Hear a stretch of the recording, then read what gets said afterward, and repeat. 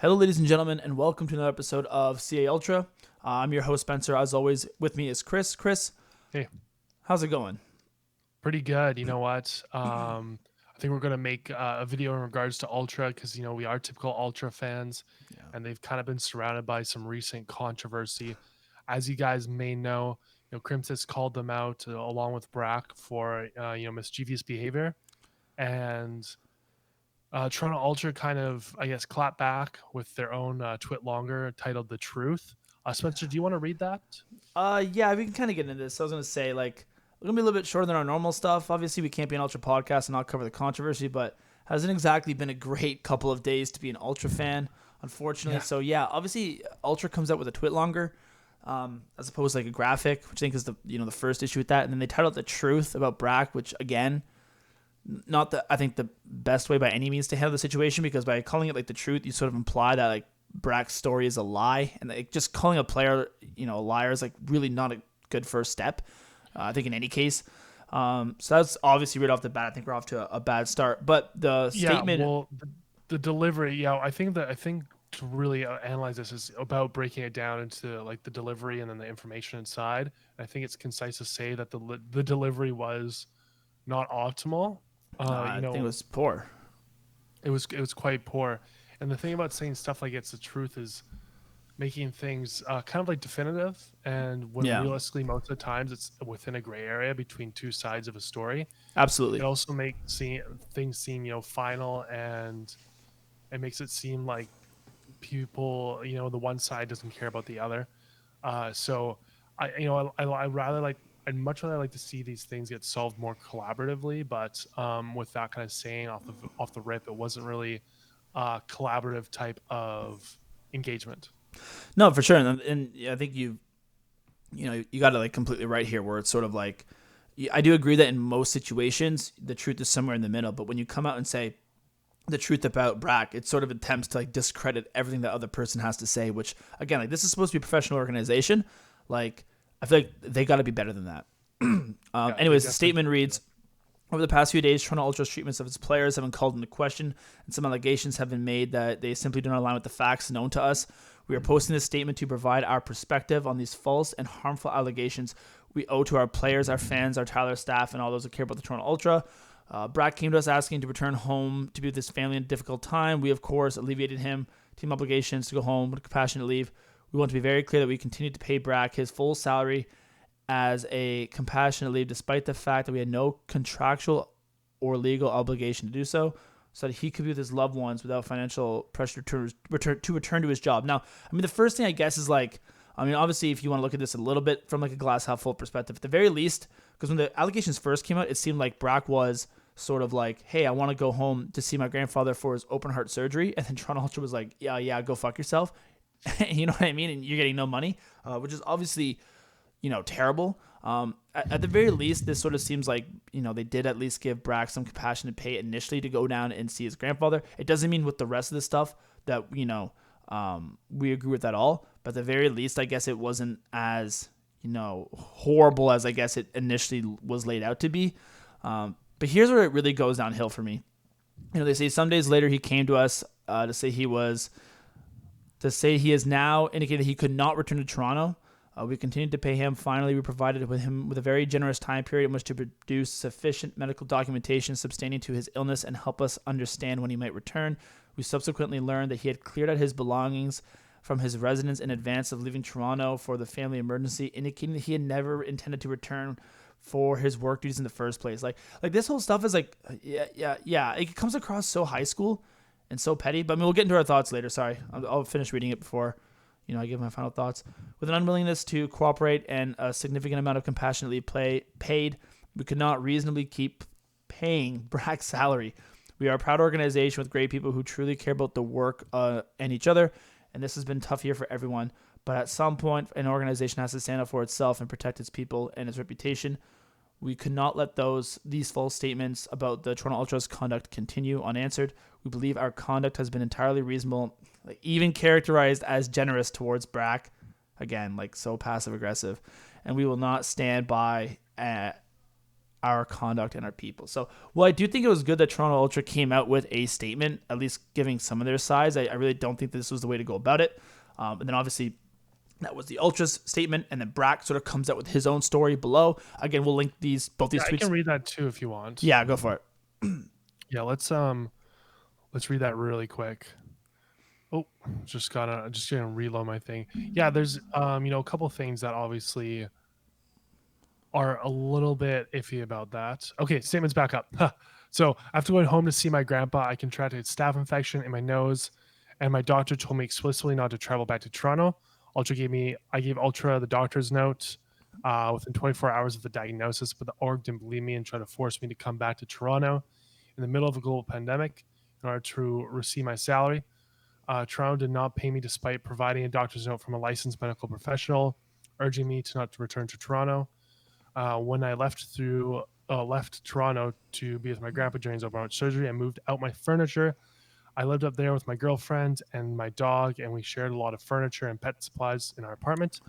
There's only 1 month left on the season, and it was easier to move everything out with Taylor's help instead of coming back to Toronto and moving all out myself. I told Ultra about that ahead of time. Plan was always to come back. I was willing to scrim from home and do any media duties required from home to the best of my ability. Despite my doctor's recommendation against travel, Ultra continued to withhold pay. So that's kind of like the gist of it. He's just thanking people after. So give me your thoughts, Spencer, on that. Yeah, like it's really tough. Like again, it's one of those situations where, as like I said, at least it wasn't, hey, I want to go home and see my grandfather, and Ultra just said no. So at the very least, what it kind of seems like was he wanted to go home and see his grandfather. Ultra said that was okay as long as he returned. And when he was down, at home, they were paying him and they wanted him to come back. And Brack got sick and said he was unable to. And then the way that this reads from like Toronto's perspective is it almost seems like Brack was like, oh, I'm sick and I can't. And then Toronto had felt that he had never intended to return in the first place and almost felt slighted by that. And then just withheld pay almost because again they felt slighted. It seemed like some petty high school shit. You know what I mean? It seemed like one of those things where obviously Brock's hey, I want to move home because I had more help and there's only a month left. That a lot of that stuff makes sense to me. And I think it's pretty disappointing because at least the way it reads, the way it comes across is that was one of the ways that they're well, we never thought he was going to intend to return, so he doesn't get his money. And I understand that you can kind of put your lawyer pants on and maybe be oh, technically, in the fine print it does state. And maybe I don't know, I don't have access to the contracts. I'm not a lawyer, but at the end of the day, man, do you not just look at the situation, look at the fact that his grandfather was sick, look at the fact that it's a global pandemic, the fact that there's a month left in the season, he was on the bench, he was still willing to scrim and do all the media duties from his own home. Do you not just pay the guy? You know what I mean? I understand that maybe you want to try to, I don't know, have a create a consistency where it's well, we let Brack do it this time. What about next time? Man, there's so much shit that goes into this. It was literally a global pandemic. Obviously, the man doesn't want to travel across the borders. We remember what it was back in, whenever I forget the exact time this took place, but still now. August, July. I think a good way to characterize what you're saying and summarize it is that Toronto Fine maybe should have given Brack the benefit of Toronto Ultra should give Brack the benefit of the doubt. Yeah. And there's so much that goes into it. That's the best way of characterizing it. Here's what I will say, there was that doctor's note. Obviously, Toronto Ultra maybe should give them the benefit of the doubt on that. Well, one thing that is a little bit iffy, I think, from Black's side at least is kind of cleaning out the apartment, considering if he had intention of coming back with a month left, where's he gonna live? Where's he gonna sleep? I don't know if he cleaned out his apartment, his all his bed and stuff like that. We don't know to which degree. It makes sense from Brack's perspective for him to be what was his reasoning? He had shared furniture. Yeah, so if he brought his couch and stuff like that, that makes sense. You're gonna come back for a couple weeks. I would just suck it up, especially if you have more help to move out. You're from Alberta. You know how annoying it is to move across a country or from one country to another. I think that's more than reasonable. And he even states that he told Ultra about this ahead of time. So I don't know why this came as a surprise to them, but I don't know. Yeah. It for me, it seems Toronto Fine, I guess, in the situation. Ultra, bro. Toronto Ultra should have been, I guess, the bigger person at least. 100%. at least in this situation. But I think one thing I really want to focus on is that like Toronto Ultra in this sense, like they made a mistake. They probably let their emotions get the best of us, best of them. It happens to all of us. I don't think there should be such a cancel culture around being like screw them. They're done for. Look, they made a mistake. They deserve to be like at least kind of give them a little bit of fire for it. But like they've been given fire for it. Let's get over it and move on. Well, I mean, I don't know if I agree with that. Like, I think that it's like obviously I don't think the org should be canceled. Like, I think cancel culture in general is like a shitty thing. But I mean, like, it's tough to just like move on because like Brack still doesn't have a salary, right? Like, there's no like resolution to the problem at hand. So like you know what I mean? Like, it's tough to just be like, oh well, like let's move on. Like, if this was just like a discrepancy, like maybe. But the fact that like Brack hasn't received an entire month's salary, is like pretty difficult. So like the Yeah, org like definitely deserves maybe the flack they're getting. Like, I don't think that obviously, like, no, again, no, like no. at the end of the day, we're still like like we're from Toronto, like they were a fan of an organization, like we are fans of the organization, so it's or like the team at least, so it's tough. But I definitely don't think that this is a case that it should just be like, oh well, like everyone just get over it. Like obviously, Brack like hasn't received his money, like it's tough to get over. Yeah, so let me just clarify what I was saying. He should most certainly I think receive his pay. It's just to resolve the situation should receive his pay. But once he has received his pay if he does, and once Toronto Ultra has been given a significant amount of flack, then I think we should like at least kind of recognize. Um, we hopefully people can move past this. I just hope people can move past this. That's Yeah, it. and I think After eventually, if it's resolved, if it's resolved. yeah, and I think eventually people will. Obviously, like, um, yeah, I think eventually, people will move past this. It's just one of those things where it's like if you're trying to take some pauses out of this, I agree. Hopefully, Ultra just like learns from this and grows as an organization. You know what I mean? So that something like this doesn't happen again. Like I look at it because again, it seems petty, and it kind of seems like they were like, well, like technically, like they got their like lawyers together, and they were like, well, look at this, like we can do this, and it's like, yeah, maybe you can in the court of law. Like again, I'm not a lawyer, I don't know, but at the end of the day, like, should you? You know what I mean? Like I look at an example in Call of Duty, even just this offseason, and like how the Chicago Huntsmen handled the entire Arcity situation. And again, it would have been very easy for Hector to sit back and be like, "Hey, Arceus, I know you want to leave to go play, your main AR, the role that he's wanted to play. Obviously, we have formal, so that won't probably happen next year. I know you want to leave, but we're gonna dictate sort of where you go, and we're gonna re-up your contract. So if somebody does want you, they're gonna have to buy you out, and we're gonna make a bunch of money off that." Like he could have easily done that, and I think like, well, it would have been kind of shitty. A lot of people would have kind of understood it, right? Like, I mean, at the end of the day, he's one of, if not the best AR in the league. Sending him to one of your, if not your biggest competition from a competitive perspective as well as a brand perspective, obviously like isn't necessarily ideal. Like this very well, like RC's and FaZe could be the team that knocks out the Chicago Huntsmen next year. But with all of that taken into consideration, and even though I could see that perspective from a business and a competitive standpoint, Hector still just did what was right by the player and let him walk for free. Like, you gotta respect that. You know what I mean? Like, even though you could sit back and be like, well, maybe it wasn't the smartest decision from this perspective and this perspective and this perspective, you gotta respect the fact that he did what was right by the players. And I think that like a lot of players in the league are gonna like recognize that, and it just helps build his brand, his organization's brand. Like I feel like this was a moment that Ultra could have just put the business perspective, the business side of things aside, and just done what was right by the player. And this could have been an entirely different situation, and unfortunately, it wasn't. Yeah, look at yeah, I totally agree with the fact that Toronto Ultra should have done better by the player in the organization, especially because they debatably made a little bit of a mistake, and it's a weird kind of gray area. That specific example you used, it's kind of interesting because I feel like I don't know if that was the smartest move by the Huntsman, and I feel like that's kind of like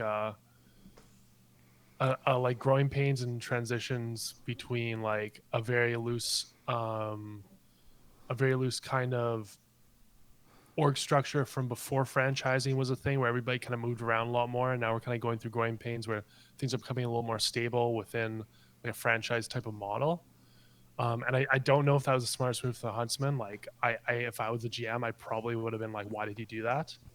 To be honest, because like it is like in that case, in that specific case, I still think kind of like a contract is a contract, and like you're still an org trying to make money too and grow your brand. Yeah, I know, but like, So look how much positive PR out of it. Like, it's just like, where do you make the trade, right? Like, I understand. Like, again, I get from the business side, but like, they did what was right by the player. A lot of players now want to go play for Hector. Obviously, outside of the fact that he's Hector and the brand that goes with the Chicago Huntsman, but like doing what's right by the play. This is esports, so you don't have to follow the corporate structure that's laid out for you, right? This doesn't have to be run like a Fortune 500 company. Like, you can make those decisions because it's esports and because you have the right to. And I think that this should have been a case where Ultra did that. Like, I kind of disagree that you're like, oh, it wasn't the smartest decision. Like, obviously you can look at it from a couple different angles, but at the end of the day, like, I think it was the right play.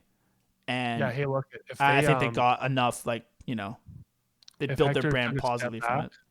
yeah, if Hector took a step back with the situation, weighed it, and figured that the positive kind of the positivity of being able to do that would outweigh the money you make off of, like reselling his contract or keeping him, then hey, you know what, that makes sense, that's good for him. And maybe I'm I'm just sure he did. Yeah. comparing it a little bit too much to traditional sports, Mm-hmm.